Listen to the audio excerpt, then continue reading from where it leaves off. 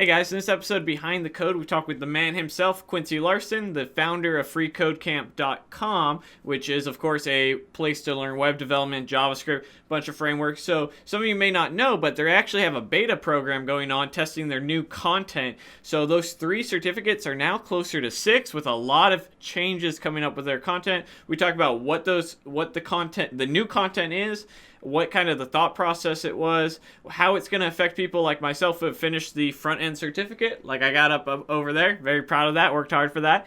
And we cover a whole mess of things on Free Code Camp. It's a really great interview. It went on the longer end because I just had tons of questions, and I think you guys will really enjoy it. Thanks for watching.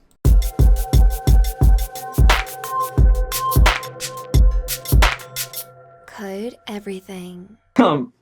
Before we go off on a tangent, because I can do that forever.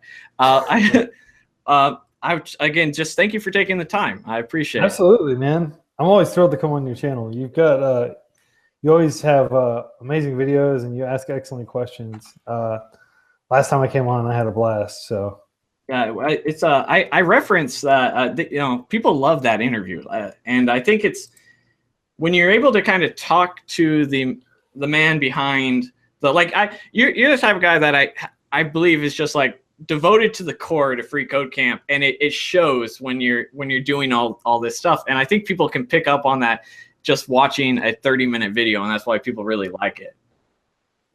Well, I'll tell you, this is I have a literal baby, and she's my baby. But aside from that, this is my baby. So I'm doing everything I can to help Free Code Camp grow and help it expand and help as many people as possible. Of course, I'm a very small piece of the team. We have more than 40 people on our core team right now who are contributing in various ways. We have a ton of people who are contributing by running local Free Code Camp groups in their cities. We have more than 1,000 local groups now. So they're going out and they're helping people in their communities learn to code and giving them guidance and helping them stay motivated, which is the most important thing.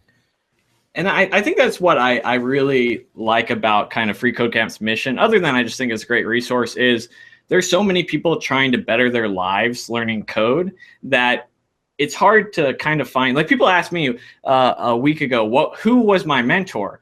And there's not like a person, but if I had to say, it was literally Free Code Camp. Like, the website itself kind of mentored me to be a better developer and gave me the learning path that I needed. Yeah, and thank you for saying that. I viewed Free Code Camp as basically like you're using the entire community as a mentor, like almost kind of crowdsourced mentorship. And it's not like Free Code Camp's the first instance of this. A lot of organizations have extensive forums where people have just figured things out on their own and supported one another. We've definitely put that at the forefront because mentoring people one-on-one doesn't really scale. And we've tried to have initiatives where we can kind of basically have people, for lack of a better term, like a pyramid of people like mentoring down. It's just extremely hard to maintain that because you get one faulty link and you get one person who has life gets in the way and suddenly, they're not able to mentor anymore. And so creating like a robust, scalable system that works in this way is very challenging. And what we found is just by having the chat rooms and having the forums and having things be a little bit messy, things still work out. Like, people still get helped when they go to the forum and ask a question and stuff. So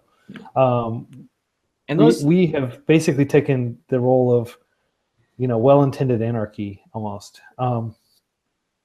Everybody has positive intentions. They want to help other people get jobs. Everybody understands that there are just a tremendous number of opportunities out there. The people they're helping learn to code are not competing with them per se for a job or any marginal additional competition by having an additional developer in the field is basically negligible because there's so many opportunities out there. So people can be extremely generous with their time and with their expertise. Now, talking about helping Free Code Camp, so I was recently on the beta, and I came across, it's a beta, so there's bugs and things like that. How would one go about reporting the bugs if they're not too familiar with the process? Because I'm not, and I was like, where do I go? So I think that I'm pretty sure on the beta page, there's still a bug button on a lot of the challenges. If you click that, it should automatically add I think I set it up to where it Oh, automatically adds the I tag of see it beta. here. Oh my God, it's so unbelievably blatant. I feel so dumb for asking the question. No, people ask that all the time. Don't feel dumb. Like, It's literally a button that says bug. yeah, bug is like maybe not the best word. Like, Oh no, but it's we wanted fine. something It's me concise to get in scanning it. there. Okay, cool. Because I was going through it, and so I'm really eager to like get started, and I'm loving everything about the beta, which is why I would obviously just want to talk to you about this today and a bunch of other things.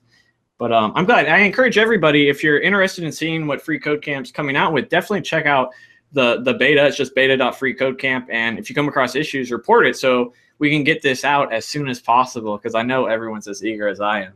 Yeah, well, I'd be happy to tell you all about how the status of our beta and how things are coming along. Oh yeah, definitely. Can you give us a rundown? Sure. So really like the beta effort, we're calling it curriculum expansion is what we've called it. And we actually have a curriculum expansion repository where we were discussing all the expansions and everything prior. That effort really started back in January or December of 2015.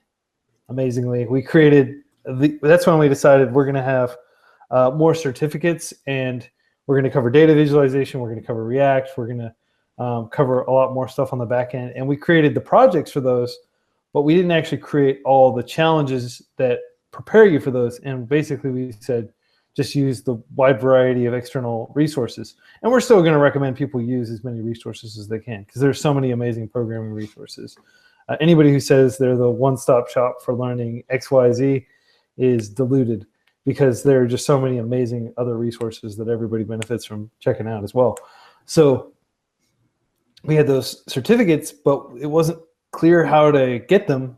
Basically, you looked at the project and you worked backward and you figured out how to reverse engineer that project. But a lot of it was Googling, a lot of it was asking for help on the forum. We created articles. We had tons of example apps and stuff like that, but still, it's quite challenging. So what we wanted to do really from early on, but it was just a tremendous amount of work and we knew it would be a lot of work, was create very detailed challenges, like sequences of challenges that really dove deep in specific topics. Like functional programming, for example, was not particularly well rounded out in our current production curriculum, and we wanted to have like a huge section just dedicated to that. React, we didn't actually have our own React challenges. We were just recommending people use Facebook's official React challenge, React tutorials and stuff. But now we have, for React and Redux, we have over 80 challenges. And those are currently being incorporated. And as a result of like teaching a lot of these more complicated technologies, we're having to make some changes to like freeCodeCamp's user experience, have multi-file editing, and have bigger preview panes and stuff like that. So there's a lot of design work and rethinking of freeCodeCamp's core challenge infrastructure as well that's going into this. But basically, we wanted to really, really cover the fundamentals, and we wanted to take Bootstrap and jQuery and a lot of these other libraries that we use and kind of push them farther back to their own section with the React and everything else called front-end frameworks, so that front-end libraries, I think is what we're calling it, because not everything's a front framework. And then just focus really, really comprehensively and go really deep on HTML, CSS, and JavaScript, the three very basic building blocks of the web. Yeah, you mentioned React, right? And that React is a great library to learn. I'm curious as to if there is any sort of, because I work in Angular, so I'm curious if you have what your opinion of Angular is, because there's none of that on freeCodeCamp yet. So we actually used to use Angular for our front end, like on the freeCodeCamp platform itself, and we were recommending Code School's Angular course, which is an excellent primer if you're looking for some basic Angular. And I think they have a new one too. And Codecademy also has one. And then there's a site called egghead.io, which basically Angular was what they started with, I think. I remember back in the day, it was just Angular, and then they've expanded. I think Angular is great. I think React is a little bit easier to teach in the sense that you're basically like to learn React, you really just are learning more JavaScript, whereas Angular is a full-fledged framework, and you have to learn a lot of additional concepts in order to be able to really do much with it. It's tricky to learn, and also React is just experiencing this wide adoption, whereas Angular 2 came out and they changed everything. It's not backward compatible, so I think that there's still like a schism between the Angular 1 and Angular 2, and this is kind of similar to how there was the schism between Python 2 and Python 3. It took like a decade for that to be reconciled, and some people might argue that still hasn't been reconciled. So React seems like a very safe bet. There's a ton of jobs for it. If you want to learn Angular, there are a tremendous number of resources, and I want to emphasize that you should be able to build all of freeCodeCamp's projects in Angular if you want. And like all of the projects are basically implementation agnostic. And I can talk about the projects too if you want. All the projects are overhauled. So that was one of the things that really interested me, was that you added new projects, and it didn't even occur to me that that was going to happen, but I really like that, right? Because the projects are one of my favorite things about FreeCodeCamp. I noticed though, and I've only scanned the projects because not all the user stories are in there quite yet, but there seems to be a stepping away from APIs in the projects. Was that kind of deliberate, or am I misinterpreting that?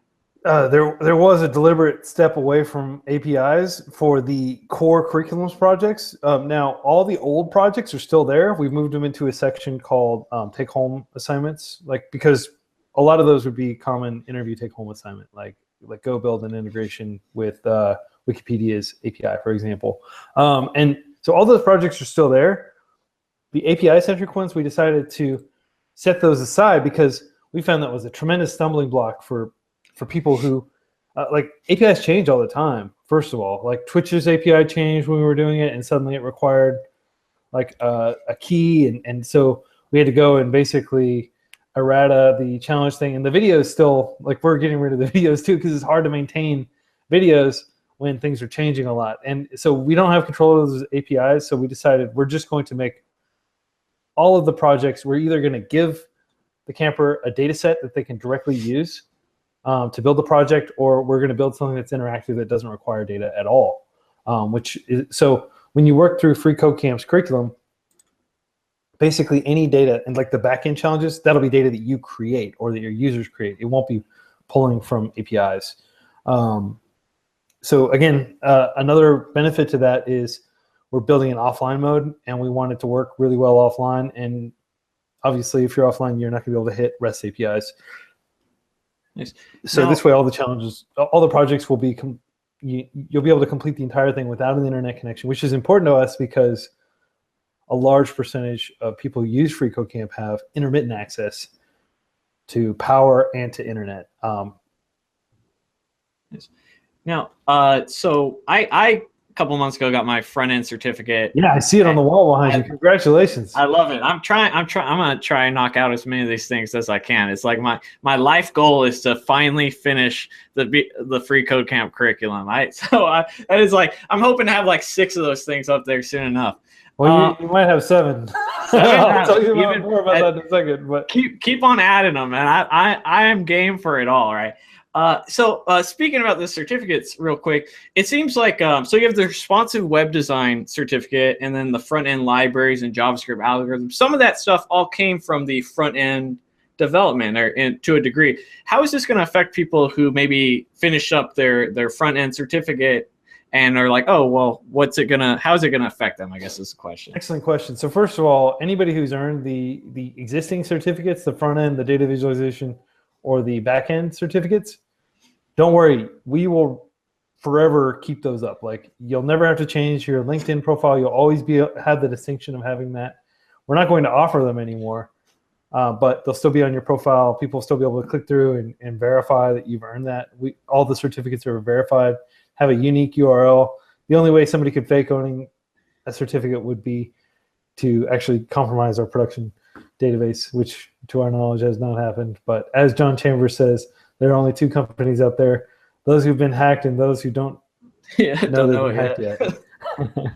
So, and like, by the way, the only production data, since I'm talking about security, the only production data that is not like, that is sensitive at all is emails. And we're actually going to purge all the passwords from our database and go completely passwordless. We're working on that. We're almost done with that. So there won't even be like traces of your old passwords in the database should we ever get hacked. Oh, are you just gonna like encrypt it? Is that the gist of it? Well, currently it's encrypted. It's encrypted with decrypt. So we don't store plain text, but bcrypt is kind of like, if you don't know what you're doing, if you're not a cryptographer with a PhD, just use bcrypt. It's generally like so that's what we're using, and we'd like to just completely get rid of it. So even if supercomputers come online and things get breached, like, nobody would be able to figure out your password from that and then use it to go try to log into your other accounts, which is the big danger whenever there's a big breach.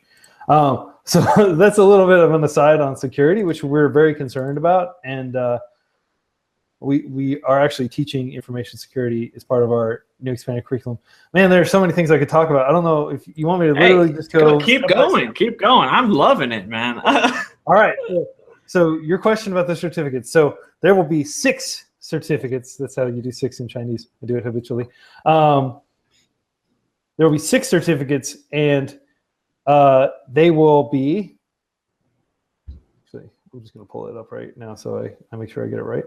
So they will be the responsive web design certificate. All these are 200 hours. So that will include HTML and CSS, Flexbox, accessibility, and responsive web design principles, and applied visual design. So you'll learn all those skills, and you're going to learn HTML5 and basic HTML4, I guess, which is part of HTML5. It's a subset of it. So that's the responsive web design certificate. We have 3 new projects and 2 old projects that are part of that. The old projects are the tribute page and the personal portfolio. But we are also adding a survey form, a product landing page, and a technical documentation page. You'll build all those, and none of those require any JavaScript at all. Next, we have the algorithms and data structures certificate, which is just JavaScript. That's all you do with this. There's no HTML or CSS. Again, trying to break these down into a little bit smaller modules. So people who are already familiar with HTML and CSS, who just want to dive straight into something else, can do so. People who are just interested in back-end development can just dive into that, and then come back and learn the other stuff later if they want to. So the JavaScript algorithms and data structures, and again, we do recommend you complete these in order if you're new, but if you're not new and you just want to dive in and kind of omikase your way through the curriculum, you can do that now.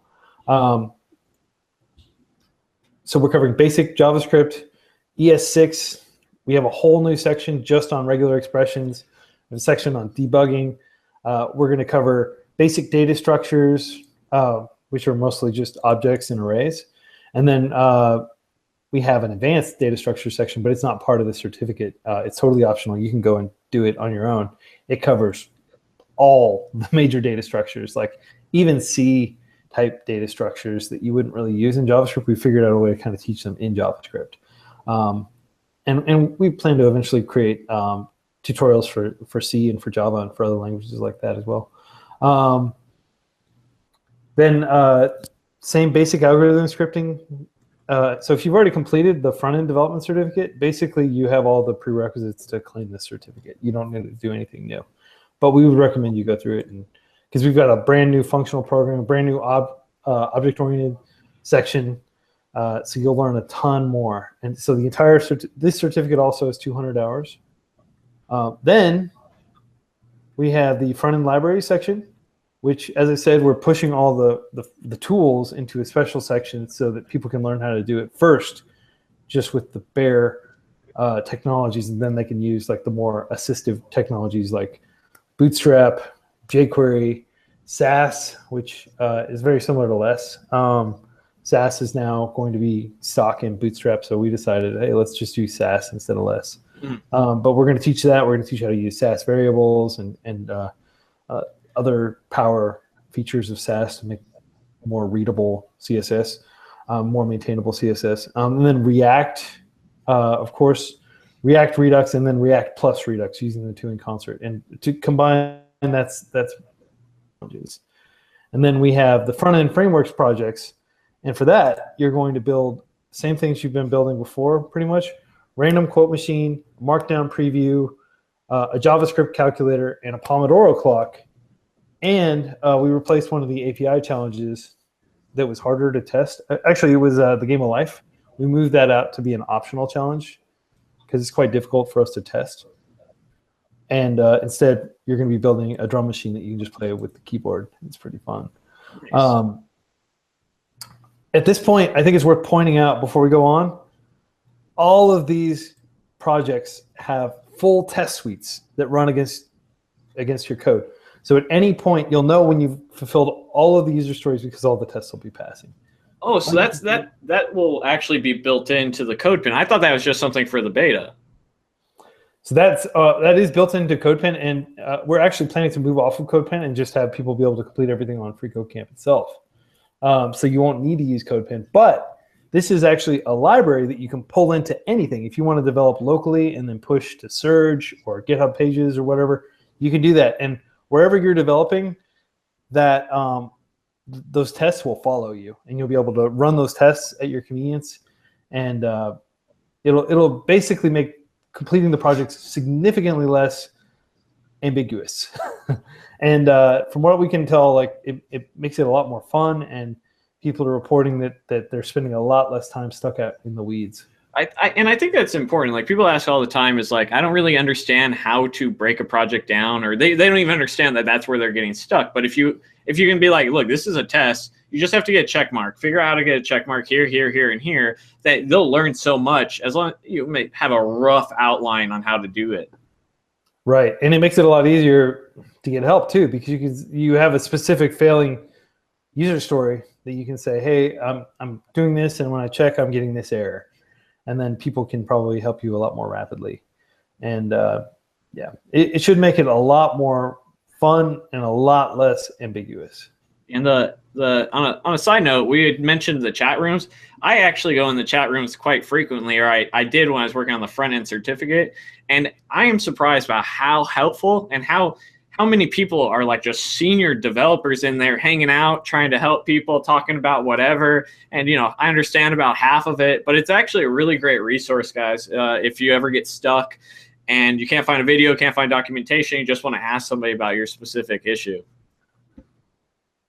Yeah, and we're just blessed with this tremendous community of experienced developers who, they do it because they like helping people. And to me, that's just profound. I don't know very many professions where people just voluntarily spend a Saturday hanging out in a chat room helping people get up to where they are. But it's very much a case of people sending the elevator back down. So there are 3 more certificates, which I'll talk about very briefly. Data visualization has not changed significantly, although we do have a full D3 curriculum of challenges.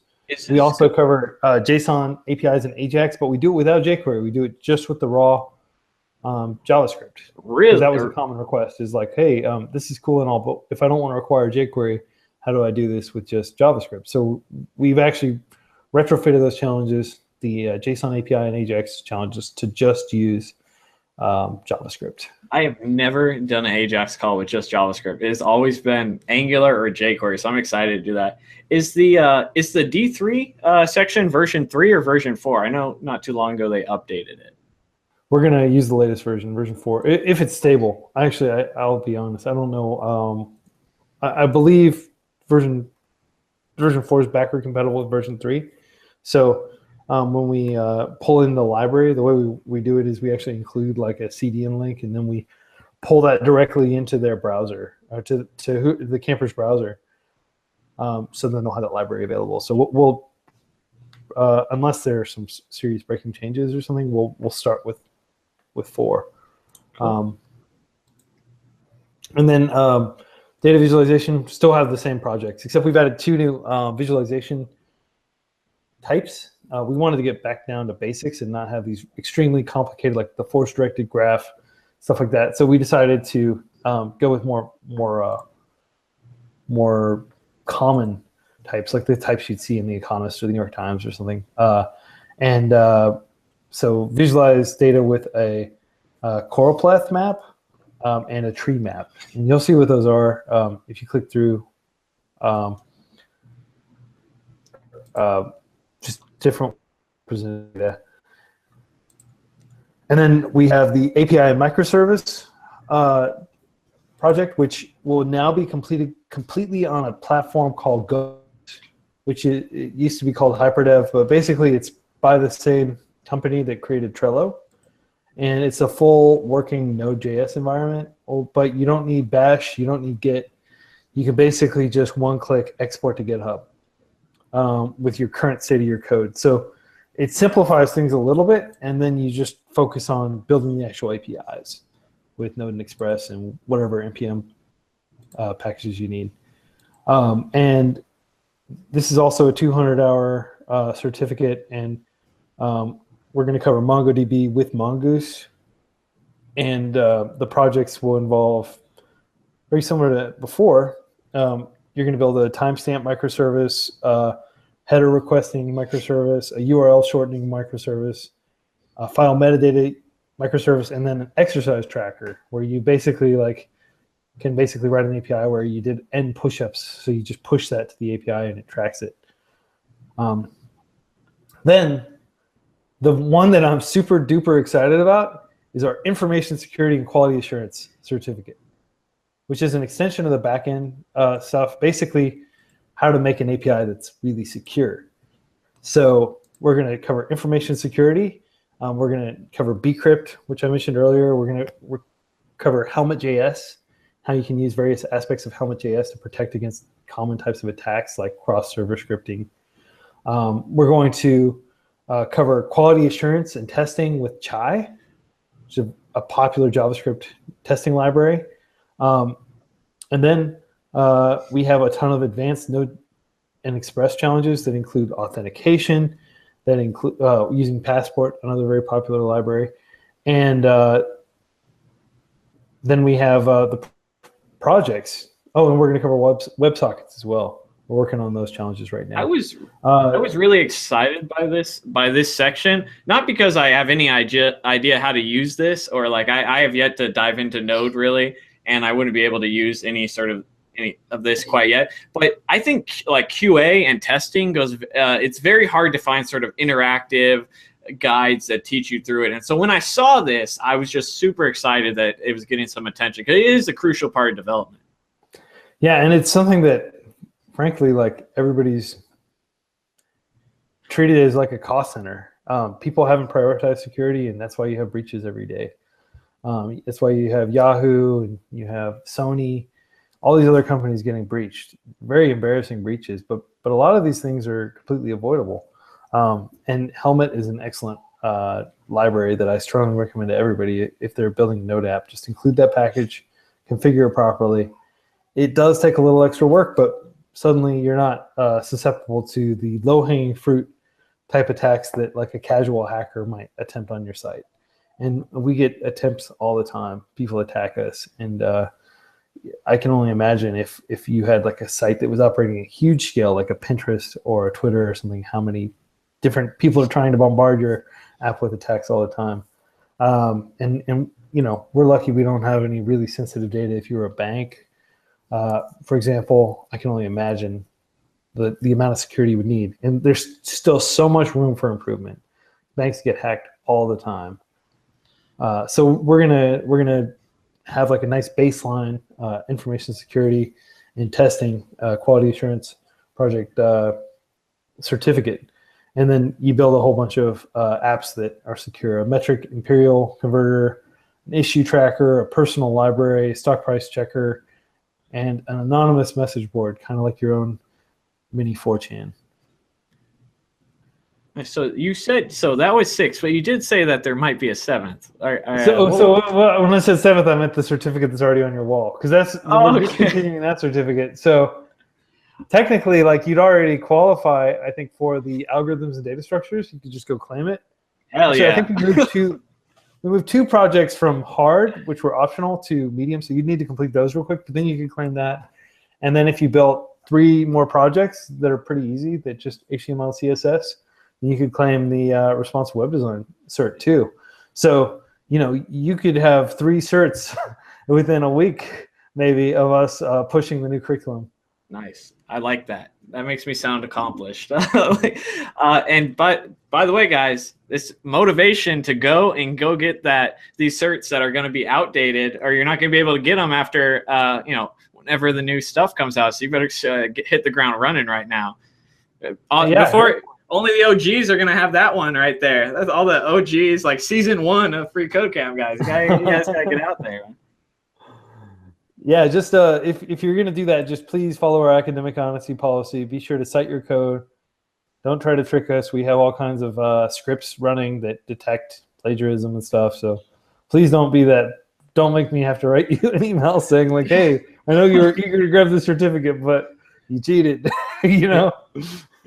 And it does nothing for you, right? So when you show up for that whiteboard interview and they're like, all right, cool, do this, and then you just have a panic attack, it'll be its own just reward. I assure you, it's not fun showing up to interviews that you're not prepared for. And yeah, and interviews, like, that's a huge portion. Like, when you cheat, you're just cheating yourself.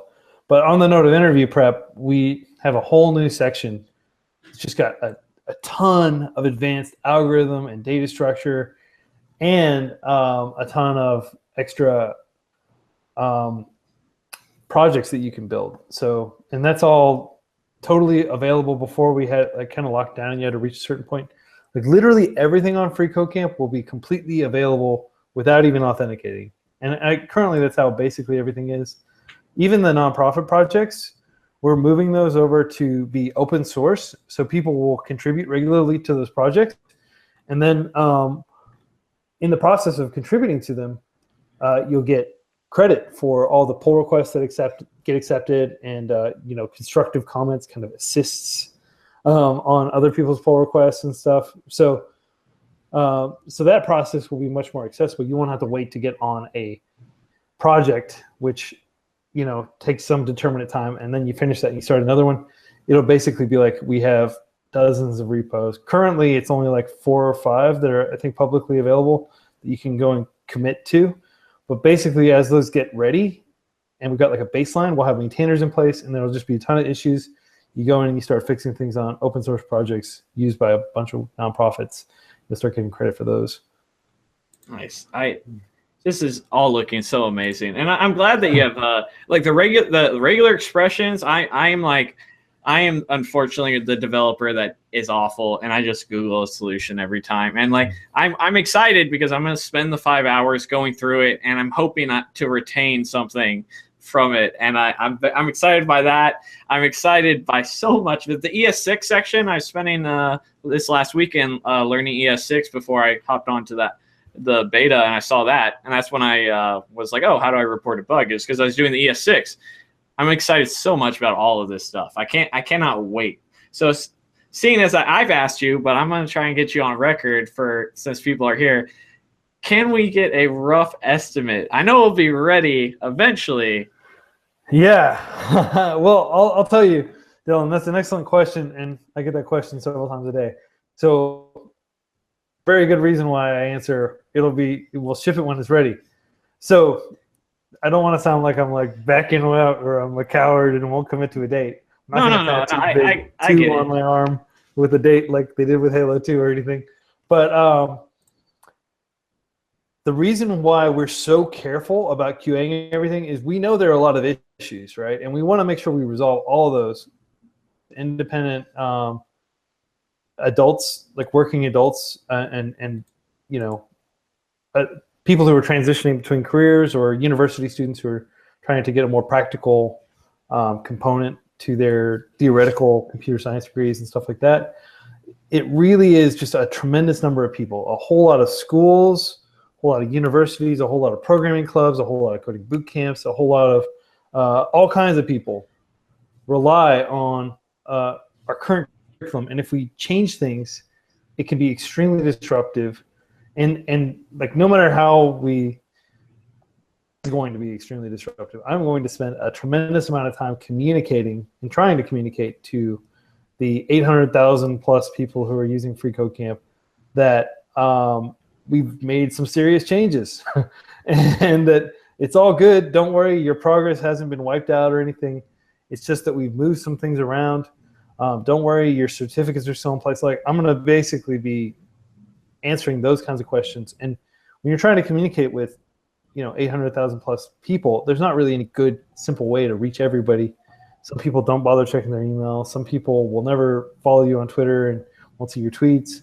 A lot of people, even if they're on the website and it's like shouting it in their face, like, hey, we made changes, read this before you freak out. A lot of people won't click it. They'll just freak out anyway.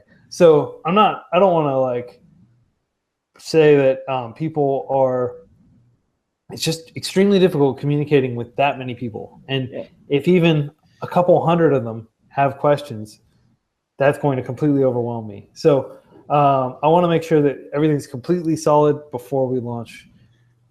Now, will you, when it is solid before launch, are you going to sort of push out section by section, or is kind of the game plan is we're going to get it all right, and once it's all sections are complete, we're pushing all that out at once? Yes, the latter. We're going to push everything at one time.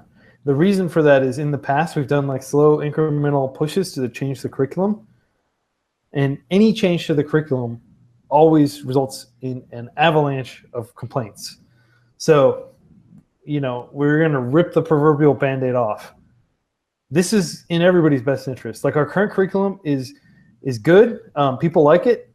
People are getting jobs like crazy. We've had more than 3,800 people who've gotten a job, gotten their first developer job after they've started working through freeCodeCamp. So then we have thousands more who have previously had developer jobs who've been able to go out and get better jobs.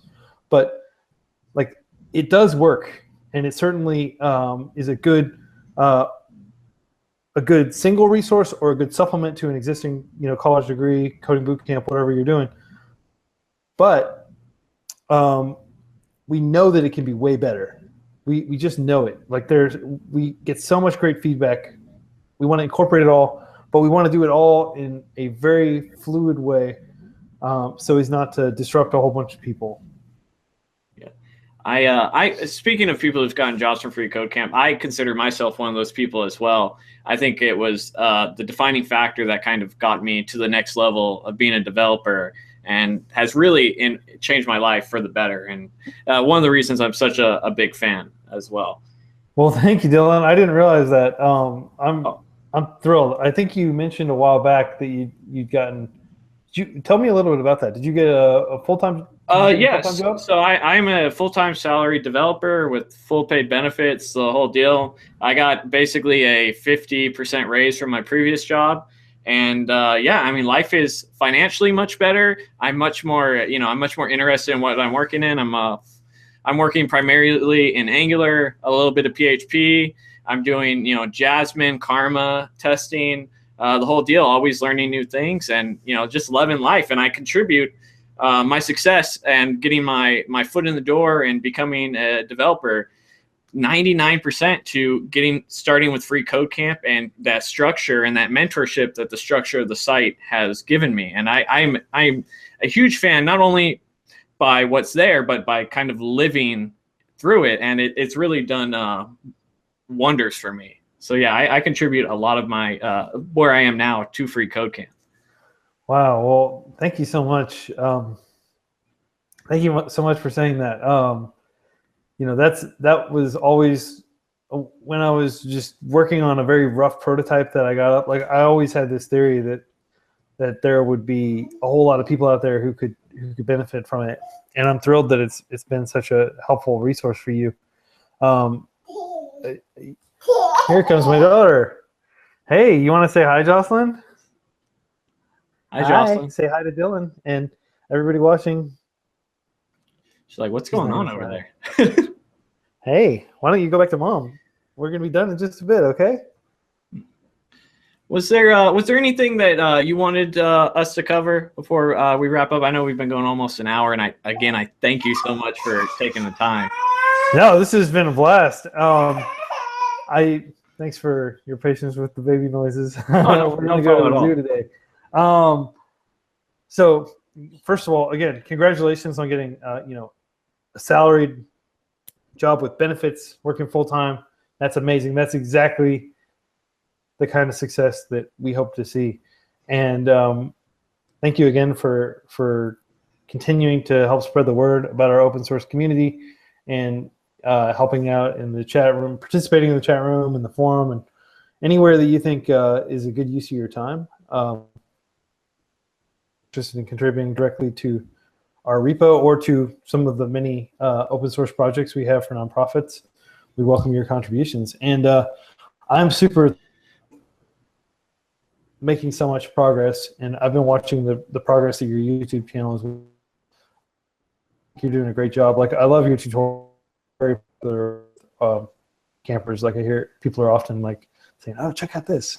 Dylan's got a video on this." So, you know what? I went to a coding meetup recently, and it's always every once in a while it happens, but I'll run into subscribers, and they're always so I feel like that. Like, I get excited when you and I have these talks because I'm excited by what you're doing, and like people, it's surprising how many people are on freeCodeCamp. You said 800,000 now. I think last time we talked it was 300, and that was what was that? Yeah, 4 months ago. Yeah, we've got about 400,000 monthly active campers, like people who come every month. And then we have 800,000 total registered users who often what happens is they'll use it for a while, life gets in the way, they'll come back and they'll restart.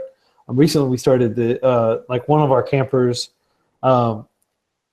he created, his name is Alexander Calloway. He created this movement, really. It's a hashtag, and it's got like a Twitter bot and everything associated with it called 100 Days of Code. And a whole lot of people have come and committed to that. And one of the big things that I always recommend campers do is just try to code a little bit every day. And it's not just me. The creator of jQuery, John Ryzik, wrote like an excellent article about why he thinks people should try to code every single day and not take any days off.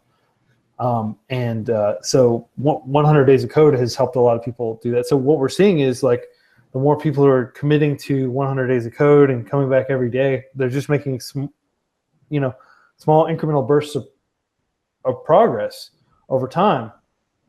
It's not really bursts, it's just like slow and steady.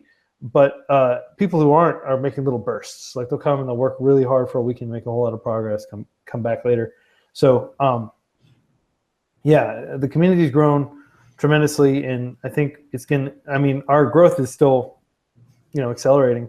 So I think that our long-term goal, this is going to sound immodest, but our long-term goal is to be like Wikipedia-sized organization that just helps so many people learn to code. Our focus will remain on adult learners. There are tons of resources for kids like Khan Academy, code.org, a lot of tools that cover Scratch, a lot of interactive games that are really fun. There are a lot of resources for college students and high school students as well. We really want to focus on people who have finished high school, finished college, maybe not finished college, that's okay, but are basically out in the workforce or getting ready to enter the workforce and want to enter with coding skills and either get a technical role doing something like marketing or analytics, or use programming to do a better job as an accountant or a lawyer, whatever their current field is, or get one of the full-on developer jobs that are out there. And there are literally hundreds of thousands of unfilled developer jobs just here in the United States. Well, I think you're on your way, and I'm excited, and I'm gonna try to do what I can to help. I encourage everybody to contribute in any way you can to such a great free resource. And I think what really blows my mind is you have this great free open source community, and there's tons of resources, but that you can pay for, but I don't even think they're kind of on the same level as freeCodeCamp, in my opinion. And so it's when you're struggling to kind of get to that next level, and you're like, I can't spend $50 on a course or anything, and you have such a great product of freeCodeCamp, it's just so inspiring. Like, I love everything about it. Thanks. Well, one of the reasons we're able to achieve all this is just because people are so generous. Like, I'm a huge believer in human kindness and human generosity, And our community, I think we've managed to attract some tremendously productive and tremendously generous contributors. And like that is 100% our strength. We would be nowhere without this community. We'd be a list of resources and a little chat room that not very many people went to, which is what we started off with. And just in, less than like, I think 2 years and 4 months, we've grown all this. And I think we're really coming into our own with this new curriculum. I'm extremely excited to get this into the hands of everyone. Yeah, I can't wait, and I'm very excited. And thank you so much for taking the time. I hope you have a wonderful time at the zoo. I gotta go, man. It's been a while since I've gone. Hey guys, thanks for watching the video. If you're interested in coding bootcamp, check out devmountain.com, where housing is included in your price of tuition. And don't forget to like, comment, subscribe, and share, and support me on Patreon. I'll see you guys in the next video. Thanks for watching.